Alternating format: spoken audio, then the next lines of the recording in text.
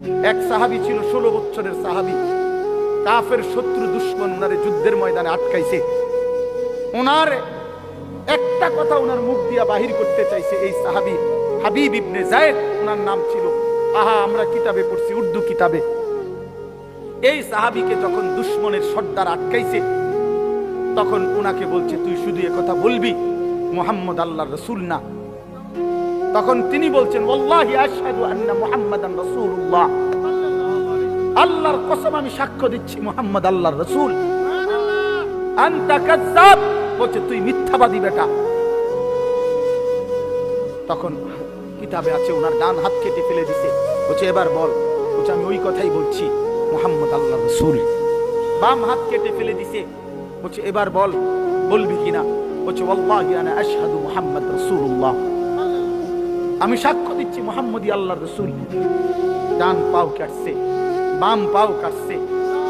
এরপরে বিশ্বাস কসম আল্লাহ, আমরা উর্দু কিতাবে নিজে পড়ছি যে এরপরে ওনার কাইটা জিহ্বাটাই না কাটছে, ওনার শরীরটা কাইটা টুকরা টুকরা করে পিস পিস করে বুটি বুটি বানাই লেছে, গোশতের টুকরার মতো ছিন্ন ভিন্ন করে ফেলে দিছে। উনি শেষ মুহূর্ত পর্যন্ত বলছে আল্লাহি আনা আশহাদু আন্না মুহাম্মাদান রাসূলুল্লাহ, আল্লাহর কসম আমি সাক্ষ্য দিচ্ছি মুহাম্মদ মুস্তাফা তিনি আল্লাহর রাসূল, তিনি আল্লাহর রাসূল। এরপরে ভাইয়া শোনো, এই নওজোয়ান শোনো, বিশ্বাস করো ভাই আমার, মদিনায় যখন এই খবর আসছে ওনার মার কাছে, ওনার মাও ছিল নবীর সাহাবী, মহিলা সাহাবী। এই সাহাবী হাবিব ইবনে যায়েদের মা উম্মে আম্মারা, মার নাম হলো উম্মে আম্মারা। আম্মারা এই মহিলার কাছে খবর আসছে যে মা, তোর সন্তান আল্লাহর জন্য জান দিছে। মা শেষ মিনিট পর্যন্ত রাসূল আরবীর রিসালাতের বিপরীতে আর কাউকে মানে নাই, এক মিনিটের জন্য অন্য কাউকে মানে নাই। মা তোর সন্তানকে কাইটা টুকরা টুকরা করে, হাত পা আলাদা কাইটা কাইটা পিস পিস বানায় ফেলছে।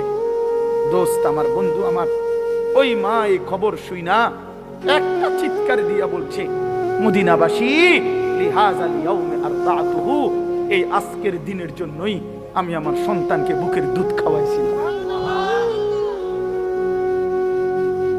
আমার দুধের হক আদায় করছে আমার ছেলে,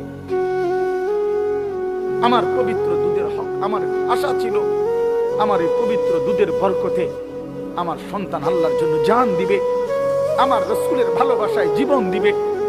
আমার সেই স্বপ্ন বাস্তবায়ন